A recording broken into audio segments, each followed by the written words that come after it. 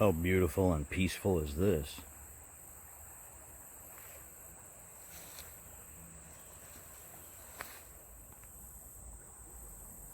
Hi everybody, I'm Jason Levac from Raven Creek Outdoors. I'm down here on the river today, just gonna chill out in the hammock, do a little bit of fishing. The fish are jumping, and got my hammock set up. You can see my hammock here behind me.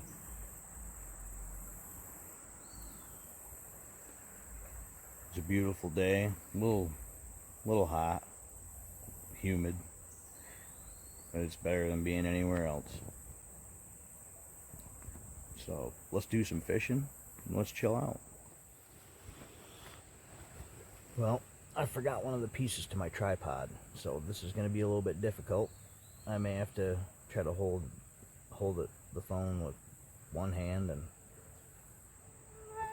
fish with the other. Don't know, but a lot of chubs and little trout jumping. I'm gonna throw this in. I see some bluegill down there too. This one's 3 hooks. When I fish in the river, I like using the ones with 3 hooks. In the lakes, only 2 hooks. The ones with the ones with 2 hooks don't have the one on the tail. The reason, mosquito. The reason I like using the ones with the hook on the tail in the river is because a lot of times you're pulling the worm up the current, and they come and grab it. Well, if I want bluegill for lunch, they'll grab a hold of the end and they'll realize it's not food and they'll let go. But not with this one, because this one's got the 3rd hook. So let's see what we can get.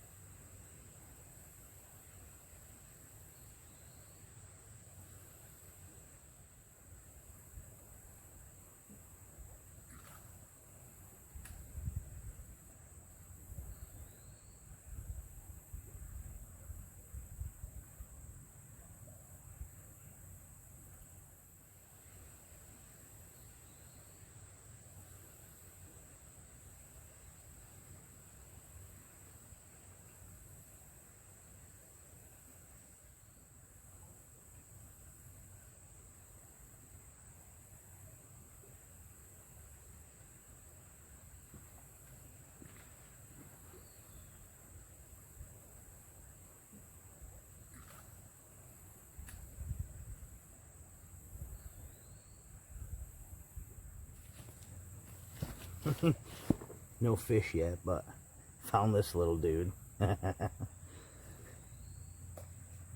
Lucky for him, frog legs aren't on the menu today. So,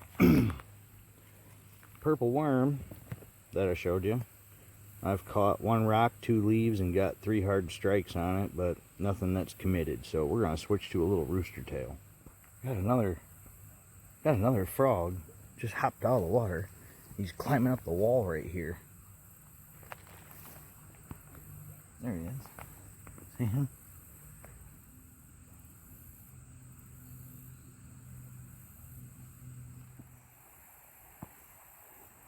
Second cast with the rooster tail, got this bluegill.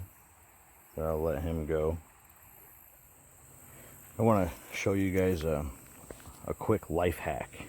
If you go to Walmart, you go to where like the brushes and ponytail holders, all those hair supplies are, and you get yourself one of those little pieces of cardboard. It's got 100 ponytail holders on it. It's like, I don't remember, I think $5. Man, I use them for everything. My hammock straps, I put them on those. I use them to hold my camera tripod. I put one of them going up here to a D-ring, and I put one of them going over here to my saw. I use them, and this is awesome. If you're somebody like me that cuts your fishing poles or breaks your fishing poles in half all the time to transport them, and you get tired of them getting caught on things and separating and tangling up, just put one on that end, put one on that end. Well, I thought my tripod came to life because all of a sudden it started bag started jumping and moving around, but no, I got somebody moved in. And he went down inside the bottom. There's a big old frog in there. Let's get him out.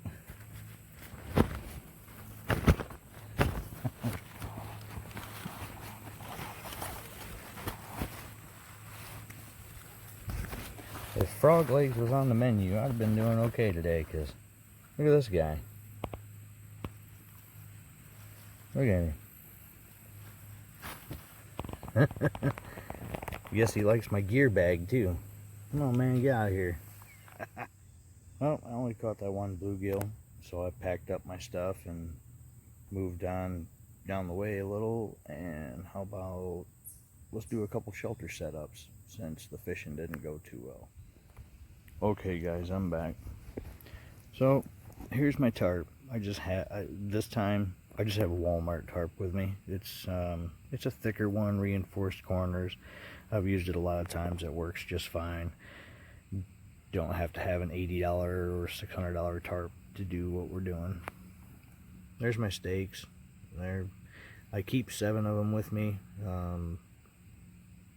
7 seems to be the magic number because I don't just use them to hold my tarp down. A lot of times I want to try to pull the center out or stake off in different directions to hang other stuff up, and so 7 seems to be the good number for me. So that's what I have. Actually, I only have 6 out, but there's 7 in my bag.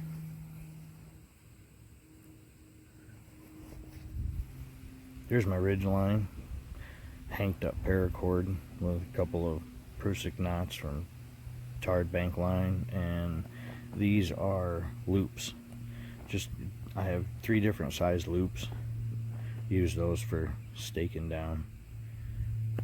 So I'm gonna get the ridge line put up, and I'll start with a lean-to, and I'll show it to you when it's done. I forgot one of the pieces to my tripod, so I can't just set up the camera and let it run. We'll have to do this in increments.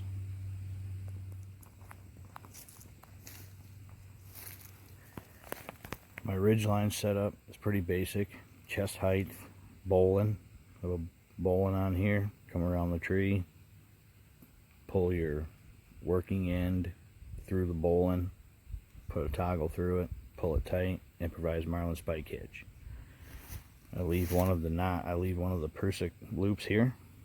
I drag the other one to the end with me as I'm walking down there, so I don't have to go back and get it, which is here. Come around the tree, tie a trucker's hitch, and in the loop, hank up all my excess paracord. Just keeps it neat. Here is the lean-to configuration. Backside, stake to the ground to the corners. If you want, you can pull the middle back and stake it. Don't have to. Prusik knot.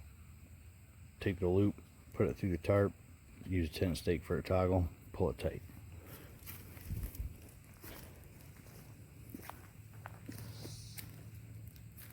Plenty of room. Plenty of room for me and my bag and my fishing pole. Stay out of the rain. You also can take another loop and in the center of the tarp if you're worried about the sag. Feed the loop through the grommet on the tarp. Bring it over and go back through the loop. Form a lark's head. Snug it up.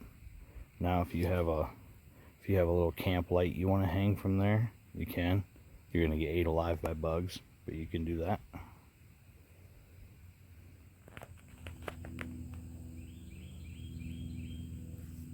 Here's an A-frame configuration. And this is the reason I carry 7 of those little tent stakes. I've got 2 on that corner, 2 on the ridge, 2 on those corners, And normally I use one here, but there was a stick laying by the tree. I just grabbed it. So this is the A-frame. I moved the ridge line from waist height to about belly button height. That works good for this 6x8 tarp. So there is plenty of room in here for me, my fishing pole, and my gear bag. So that's the A-frame.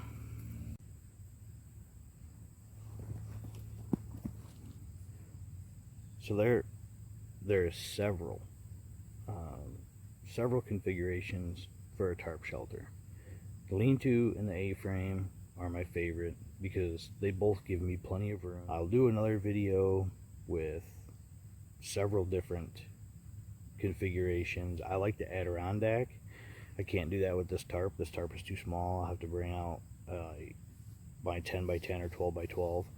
Those are a good size for the Adirondack shelter. I really like that one because that gives you shelter on 3 sides. That one's nice. If you don't know how to do that one, you showed it's a good one for the winter time. If you have a river that's not froze and you're fishing it in the winter time, or doing some ice fishing close to shore without a shanty, you set up one of those Adirondack shelters, keep the wind to the back of it, and you can put a buddy heater or any type of a small heater inside of it, build a fire right out in front of it, about 3-4 feet away, one big step. The Adirondack shelter is pretty cool.